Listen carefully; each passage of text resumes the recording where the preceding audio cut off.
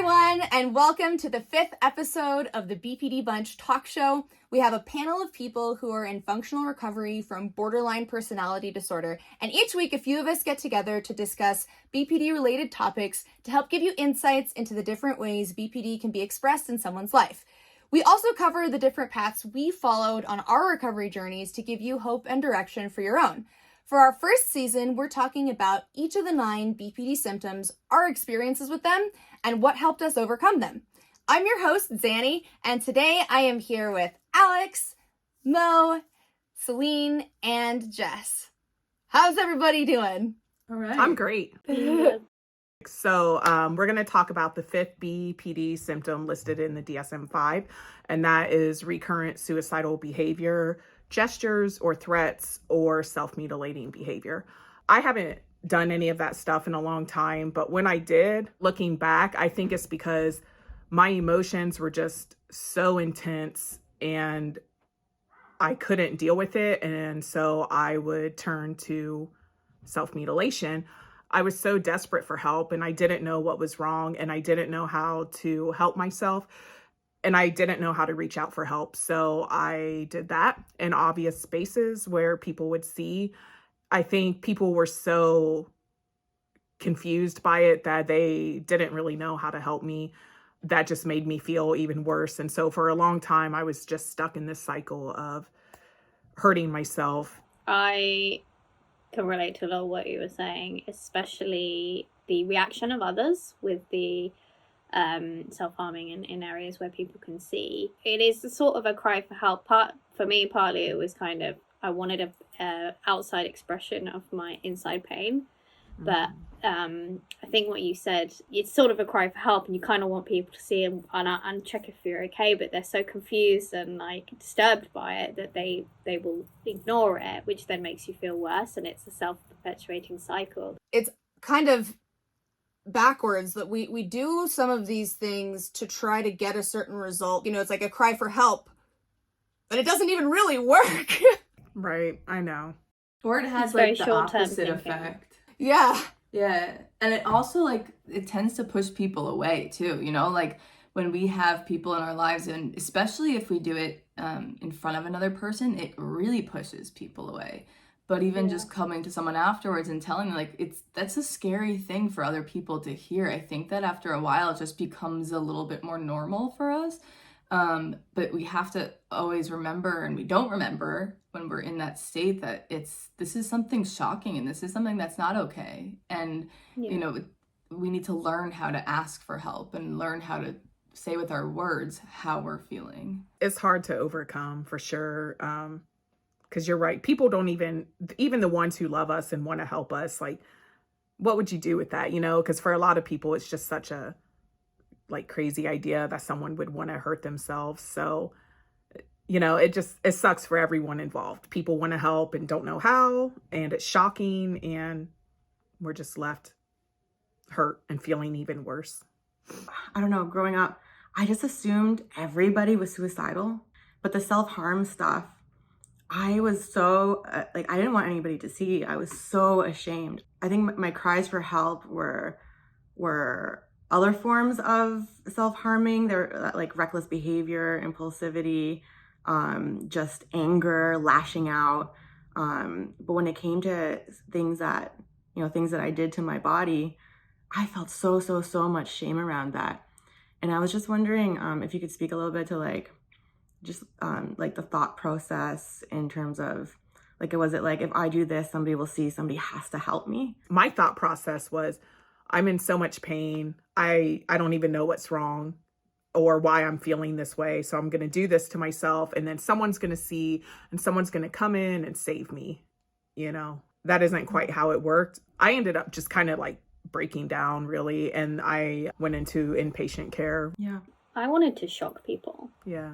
I was in a place where I'd been suppressed and silenced and abused for a really long time, and I'd come out of that, or I was coming out of that.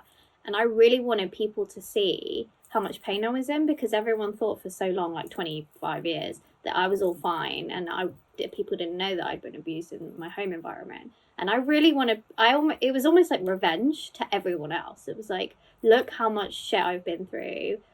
And I wanted to make people uncomfortable and to like shock them to see it. There's a model that psychologists have come up with to kind of describe the different functions of self-harm. And I think for a lot of us, we experience different functions at different times, or multiple types of functions. So there's like two main types. One of them is intrapersonal, which is like more dealing with our own emotions. And the other one's more of like an interpersonal function, which is like a social function. It has a lot to do also with like the effect that we're expecting afterward. For the interpersonal functions, like the social functions, we either might want to have someone stop, like if people are like bullying you or people are fighting and you just want it to end. Sometimes people might self-harm to get something to stop, like whatever you're doing needs to stop, so I'm gonna self-harm so that like this can be over.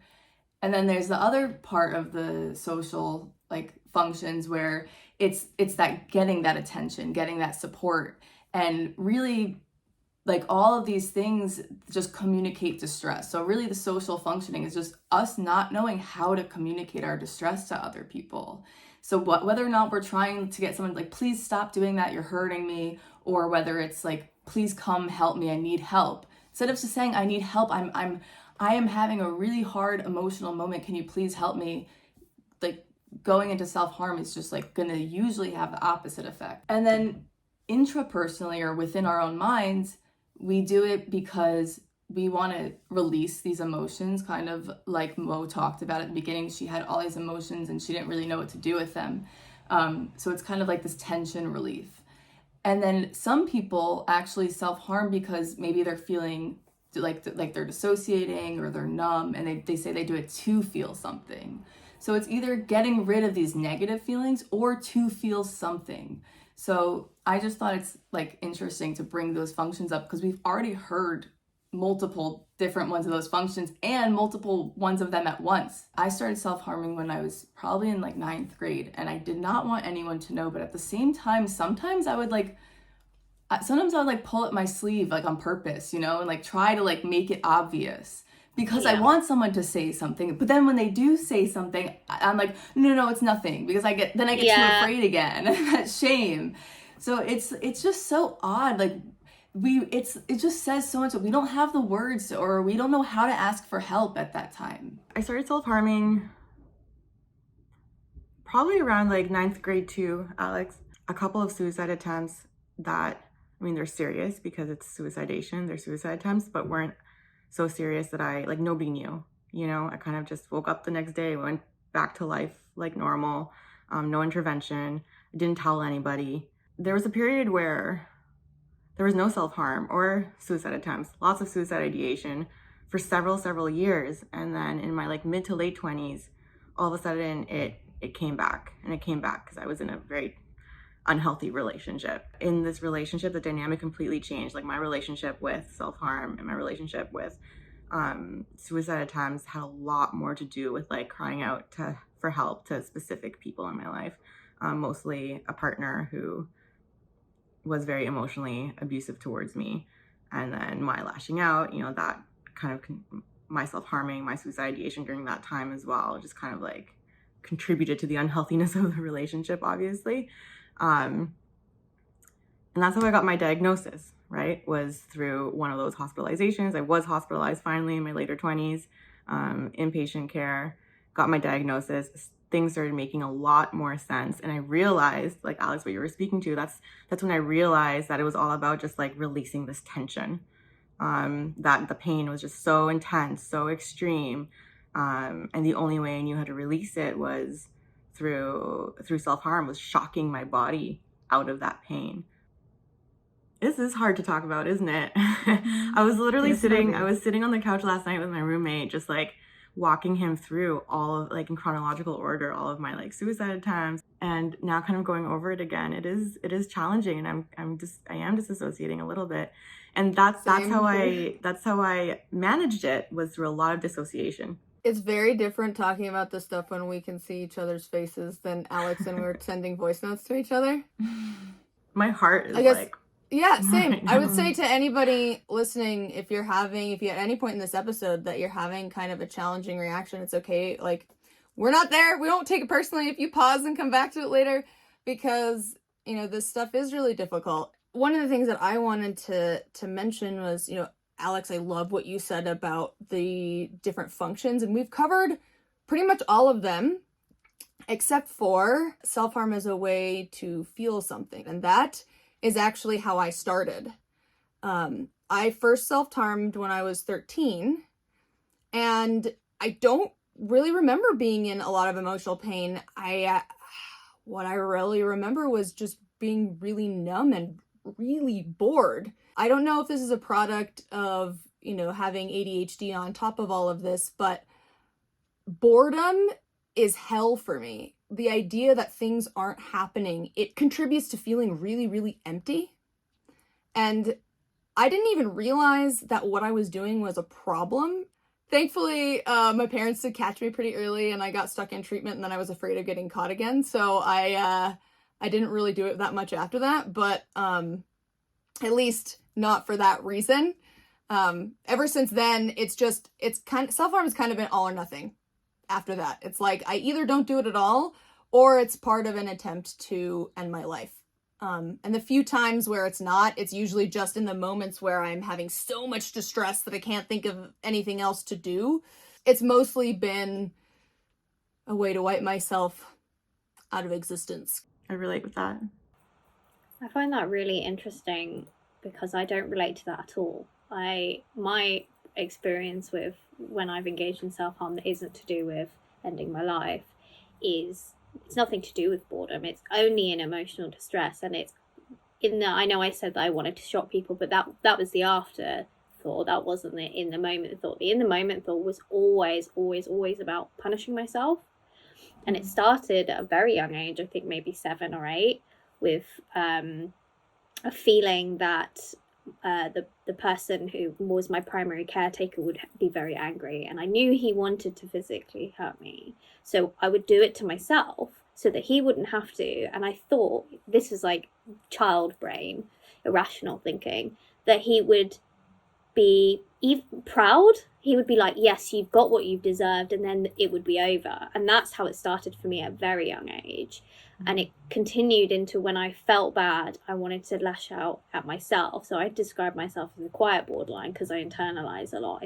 It's sort of self anger rather than projected, because it's very different to what my primary caregiver would do.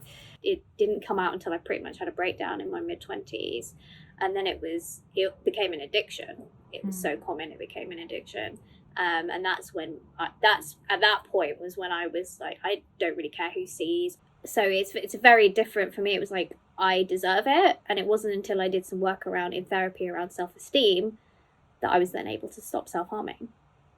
So I think it's really interesting how the reasons can be quite different. Yeah. I think that's why it's so important that we kind of go through all this, because I feel like there is a kind of a lot of stigma that like self-harm is all about getting people to pay attention to you or stuff like that. And it's like, no, there are a lot of different reasons and motivations and things why people engage in these behaviors. So Céline, you were talking about your experience with someone wanting to physically hurt you and you doing it, being like, okay, I'll do it myself.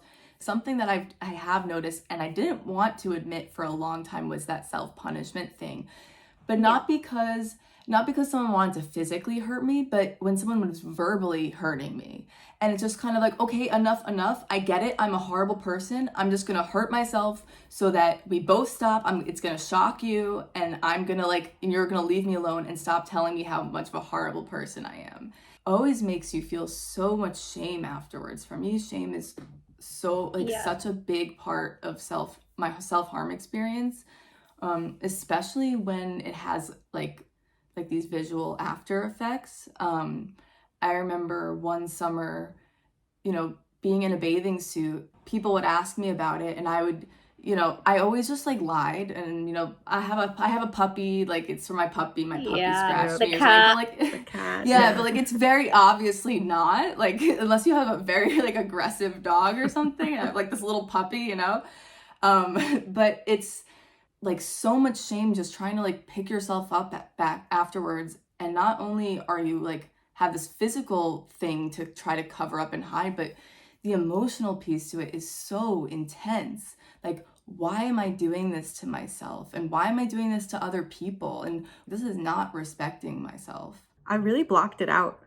I would block out those memories of hurting myself. Self-harm kind of fell into like two categories. Sometimes it was very drastic and impulsive, and it was just like, I need to stop this pain right now. I need some kind of tension relief.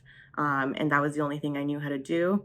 And then sometimes I had kind of other forms of self-harm that I would engage in that were less visible, and were more of just like a general stress relief, and not that like impulsive, I'm gonna like life or death situation sort of thing, but were more just like of a general stress relief.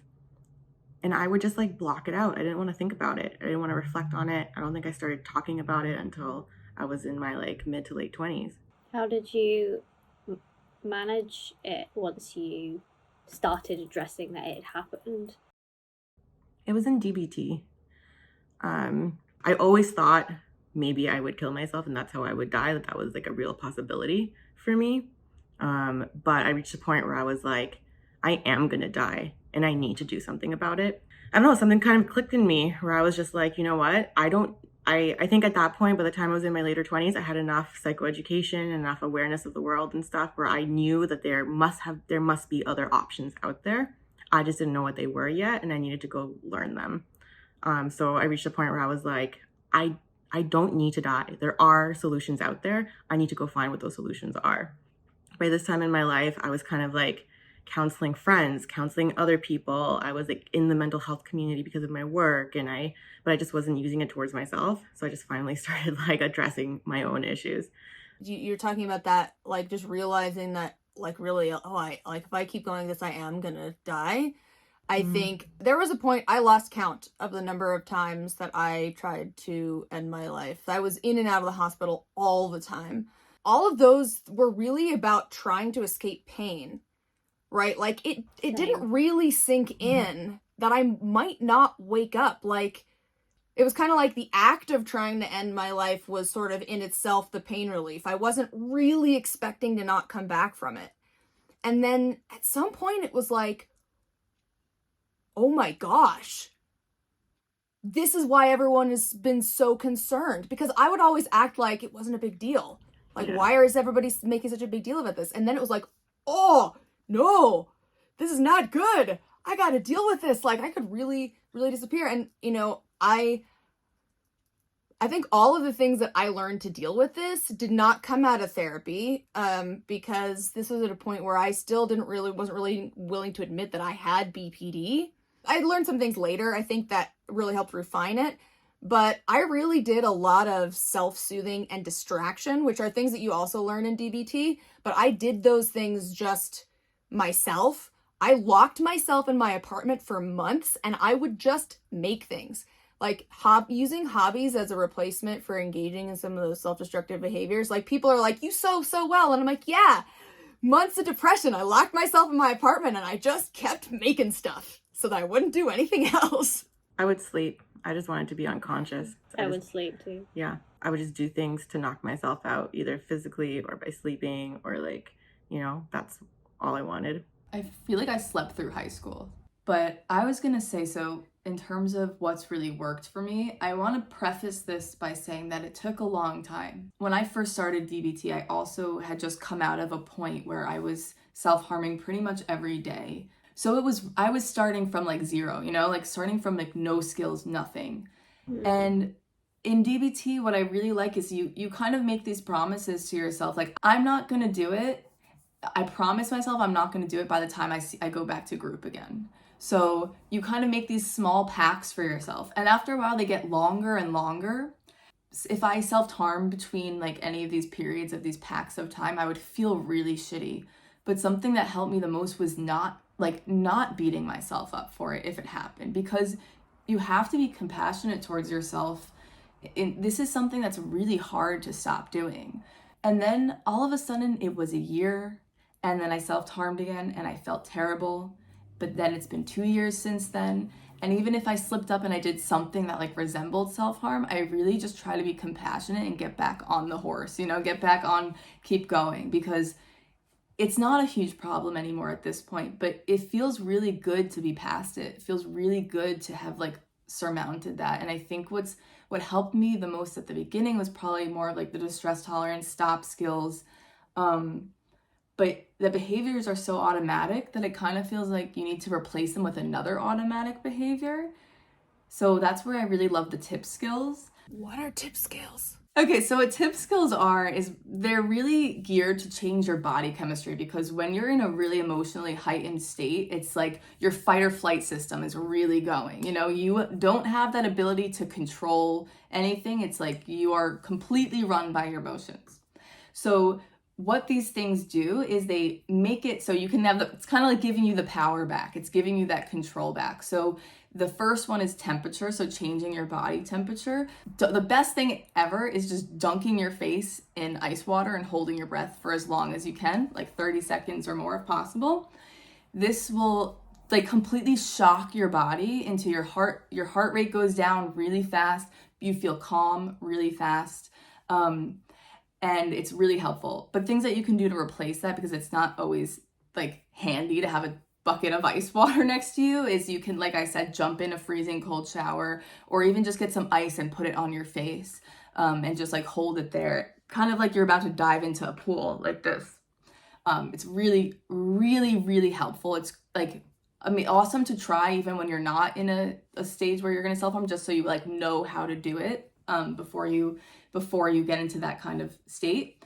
And then for the I in TIP is intense exercise. So something I've done in the past is if I feel like I'm going to hurt myself, I just start doing jumping jacks, which is like so silly, but when you're alone, who cares? Like do whatever you can to not self-harm.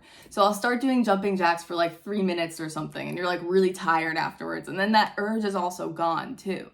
And then the P can stand for pace breathing, or also progressive body relaxation, which I think are a little bit harder to do when you're in extreme emotional state. Like it's not as easy to like, it's not like as easy to replace behavior with that, but those things are also really helpful for like just like slowing your heart rate down. The reason like ice worked so well for me, ice packs on my cheeks or forehead, because like an escape valve for all the tension, right? The shock of it would give this like a similar sensation, but is obviously healthier than self-harming.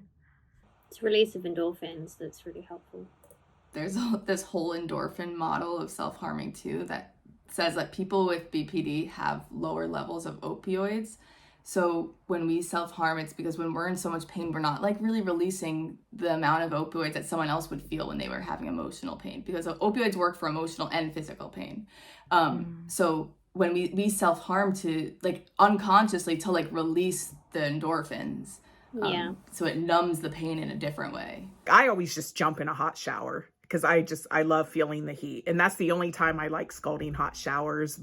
Or I do like what Alex said, like you hold your breath underwater, and that kind of like changes things up a little bit. But also, Xannie, you mentioned locking yourself in a room and just sewing. And that's what I would do. I sort of isolated myself and I would just write poetry. I didn't care if it was good or bad. I was always writing. I was always reading self-help books because I didn't have therapy. So that's what got me through wanting to hurt myself. And also like removing some of the people who didn't always make me feel so great. That's what got me through. I love that there's creativity that's come out of yours, Mo, and yours is Xannie. Is like, I feel like that's a really beautiful thing in terms of not just thinking about it as a replacement, but as a progression and like a growth point. It's just kind of like what can come out of a lot of pain and darkness when you commit to recovery is something really, really beautiful and creative. Who knows what it will be like in the future, but I, for several years have been sewing professionally, and I don't think that ever would have happened if I hadn't spent so much time just doing that in my apartment. It's been relatively easy for me to replace one problem behavior with another problem behavior, right? And I'm not sure it's the most effective thing long term for me to just be in my apartment making things for no other reason than I'm trying to avoid hurting myself. At some point, it goes from a distraction and a replacement to just straight up avoidance. Yeah. And when you're really in the thick of it, avoidance is a perfectly reasonable way of dealing with it, because you're just trying to not engage in that really damaging behavior. And at a certain point, you also have to be like, okay, well, I've kind of replaced self-harm with this other like super avoidant behavior where I'm just like by myself in my apartment all the time. How can I go from this to being, making it, more effective for my life long term? And now whenever I have that urge, one of the things I do is I redirect it to, and I like aggressively clean stuff. Or if I feel it, like the intense urge to hurt myself, it's like, nope, I'm gonna go do this other thing. And I'll aggressively put clothes away, and I am really disorganized by nature. But when I'm really upset and feel like I could hurt myself, now that's one of the things I do. And I guess I wanted to mention that, I think eventually you can get to the point where you can replace some of those problematic behaviors with things that are productive and actually help you in effective ways. And not only am I not self-harming, but I'm doing something useful. Because one of the reasons I have a hard time cleaning normally is I get overwhelmed by the mess. But if I'm already overwhelmed by something else and I'm really miserable, it's like, I don't think about it, I just do it. And then, oh wow, my closet's put away, which is something I never do. So, it's kind of neat to see how that energy can be kind of transformed into something that ultimately helps you in the long run. Xannie, I think you mentioned first of all, these are really intense emotions that come on really quickly and then can kind of dissipate really quickly as well, right? So you just kind of need to get over that hump a little bit. And you mentioned waiting. I used to do that with suicide ideation all the time. I started reaching a point where I was like, you know what? I don't want to just be living my life waiting to die. I'm gonna, if I'm gonna die anyway, I'm gonna live my life and I'm gonna live it fully and I'm gonna do all the things and I'm gonna do my best to have a really happy life.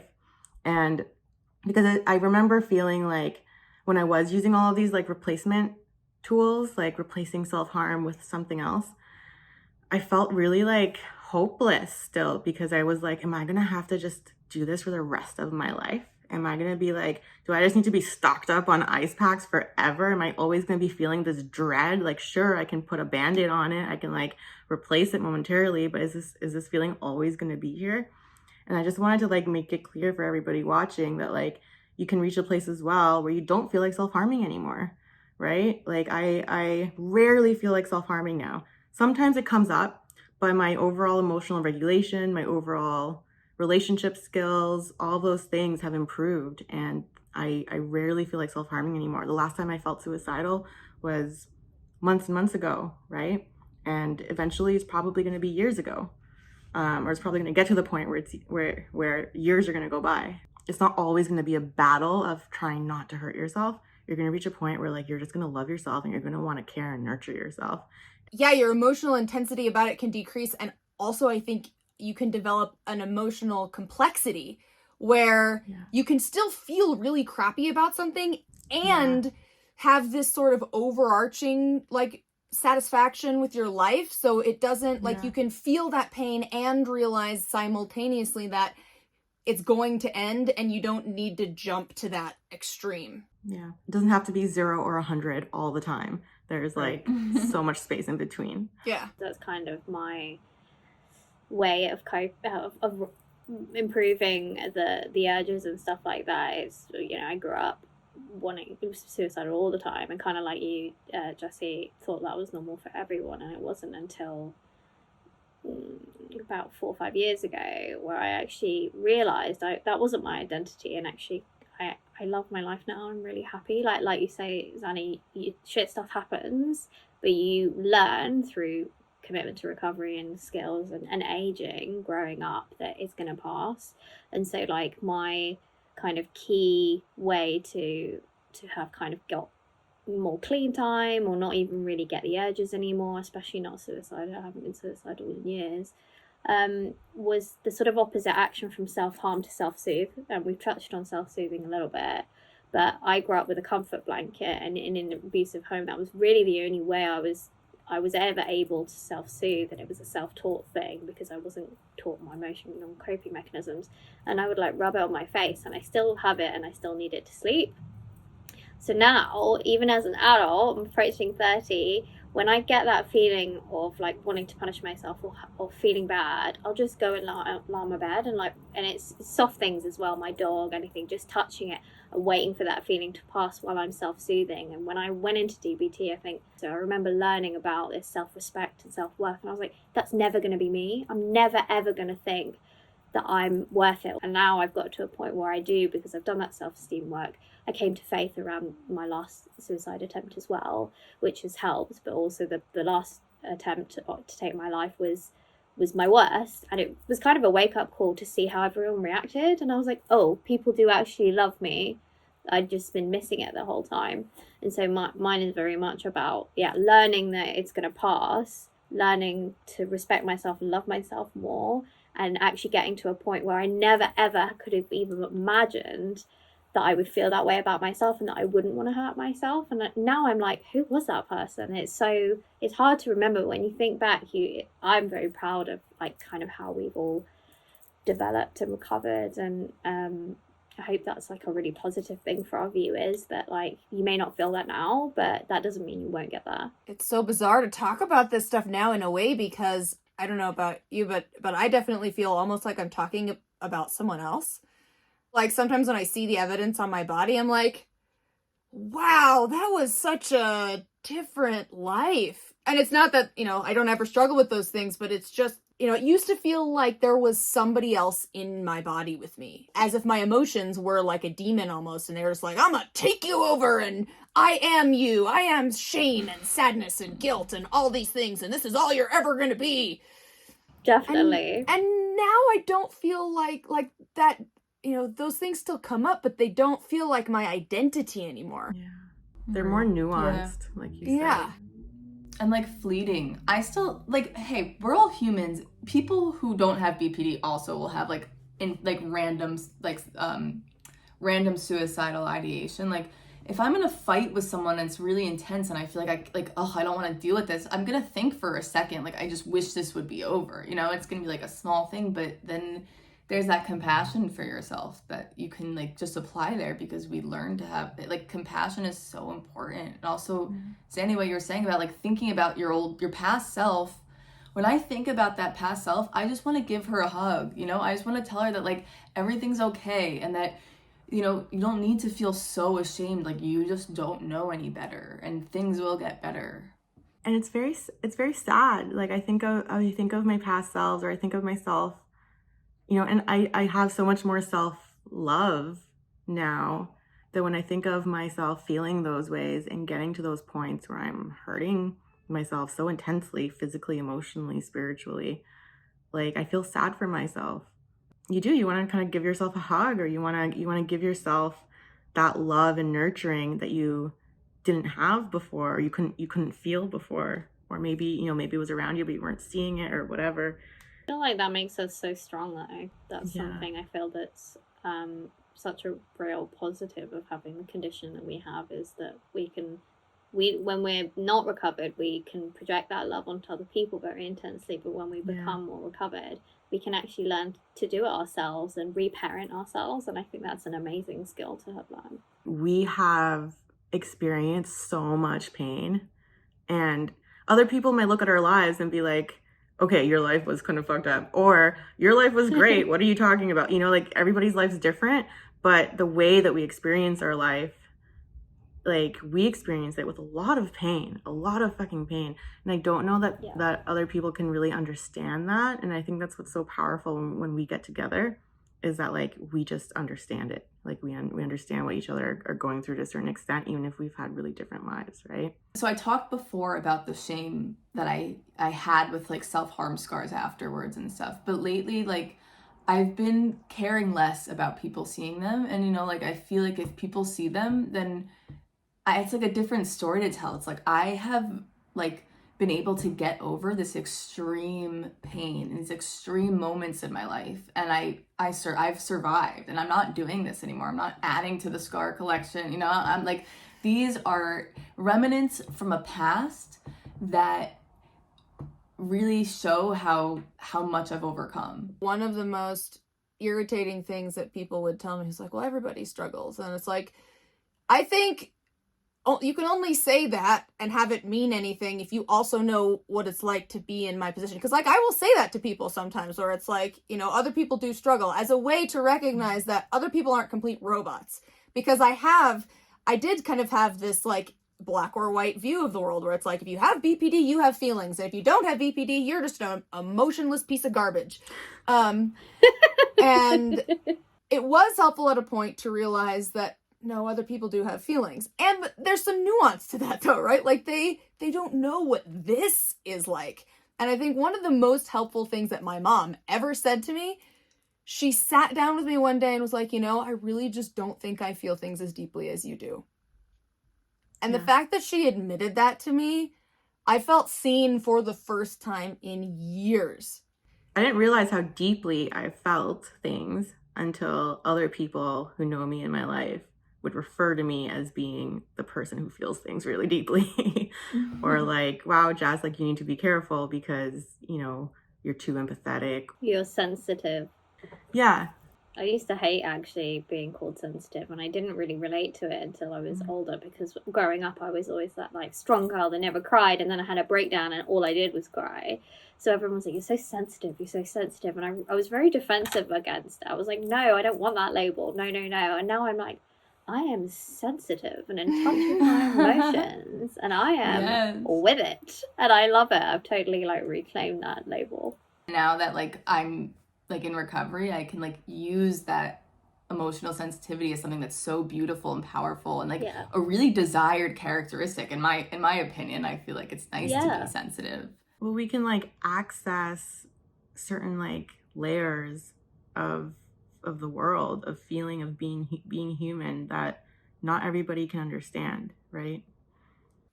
I think my favorite analogy that I've used for a long time that really helped me was a sort of like a hero versus a villain. Like if you've ever watched a superhero movie, like people get this power and they don't know what to do with it. And it's one of those things that like they accidentally harm other people or they harm themselves because there's this energy and they can't control it.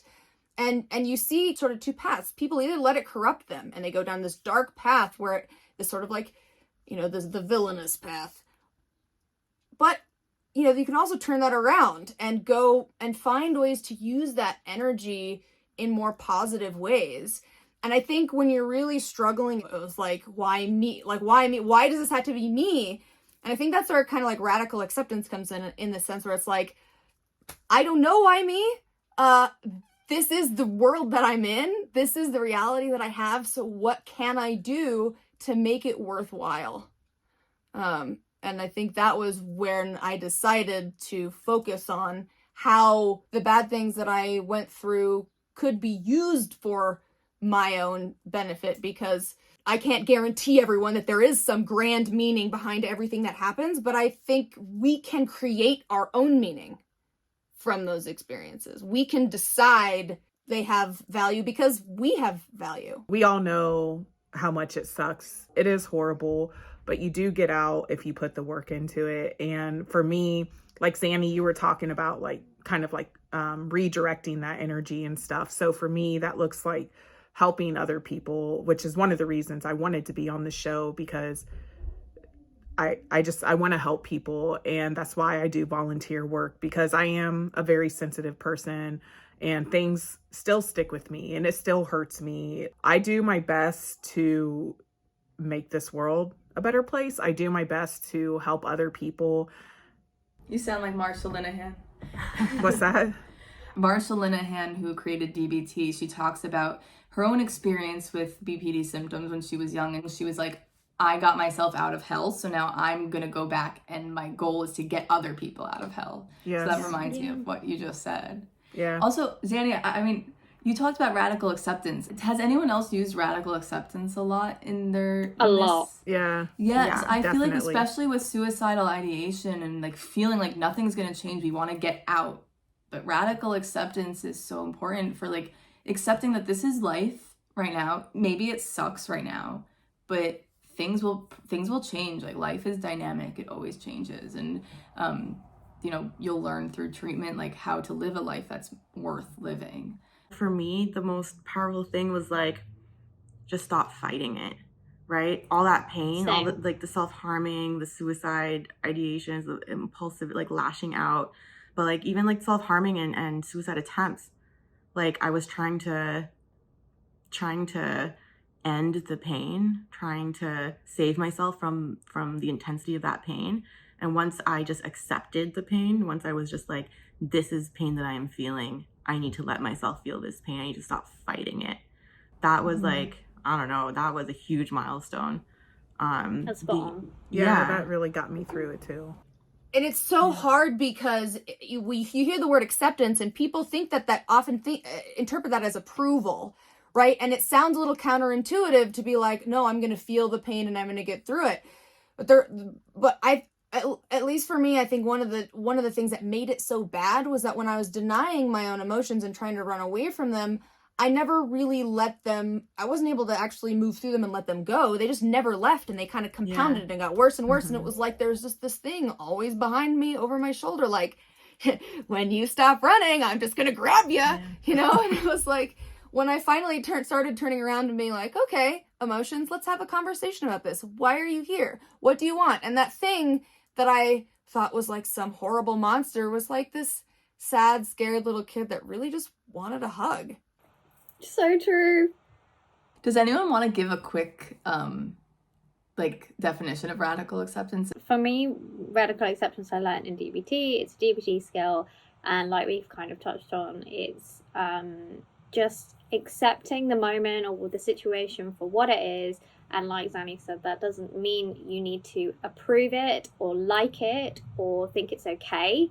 It just is what it is in that moment, and you have to like we've kind of touched on as well, stop fighting that, stop trying to deny it or run away from it, or just the energy that you spend on not liking the situation, you just accept that it is and you turn into it rather than turning away from it. I think one of the ways that I sort of conceptualize radical acceptance is the idea of like, if you have a problem that you're trying to solve or look at, if you deny that it exists, then you're not really looking at all of the different parts. Like if you have a broken down car, you have to, okay, like, yes, my car is broken, and once you accept the fact that your car is broken, you can like open the hood and look at the engine and see all the things that are wrong and work to fix them. But if I'm like, no, my car can't be broken, there's no way, I'm not going to deal with this, then I don't actually know what's wrong with it. I can't problem solve, I can't do anything. I'm just sort of stuck in this like broken down car.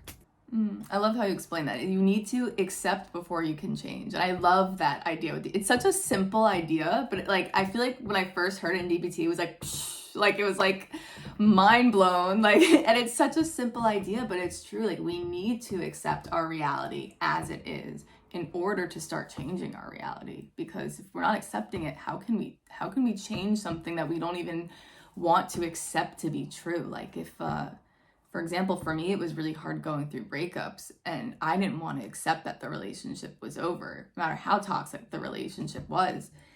But continuing to fight that reality and try to get that person back, how is it going to change my situation? How is that going to change the way I feel if I'm just so stuck on that one thing? Oh man, the thing you mentioned about simplicity, I had such a difficult time with a lot of these types of concepts because they were very simple, and I immediately dismissed them. And I was like, because I thought simple meant easy. And I was like, well, if things are really this simple, I shouldn't be this messed up. It was like, I used it almost as an excuse to invalidate myself. Like, well, these things seem so obvious. There has to be something more wrong with me. I have to be more complicated than this. Otherwise, it's just pathetic that I'm this messed up.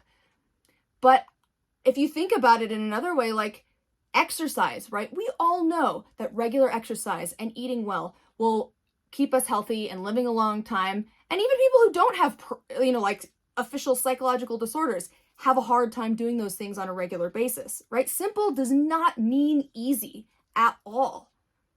It is hard to accept reality. It's so hard. It's not a one-time thing. You got to do it over and over and over again. Well, and you have to take initiative, right? Like accepting it means, okay, I actually have to change things. I can't do things the way I've always been doing them. I actually have to put time and effort and energy into like creating something new for myself. And for a long time, I didn't think I was worth creating anything valuable for myself for. Yeah, I truly believe that everyone can find their life worth living. Like, it takes effort and dedication, but it's possible, and like, I promise that this life is worth living. That's gonna be my next tattoo, is just build a life worth living. Love that. I love the concept of DBT for that. It's something I've really tried to put a lot of energy and time into when I've become more, my self-worth has improved.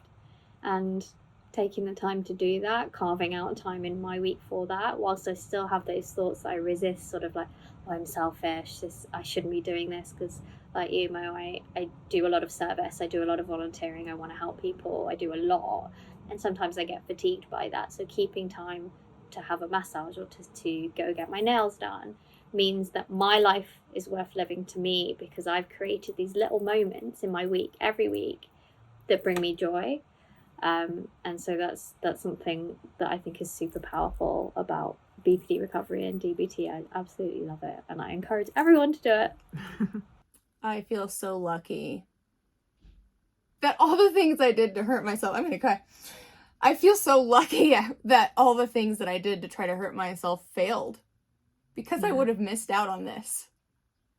All of these friendships and relationships, I wouldn't have gotten married.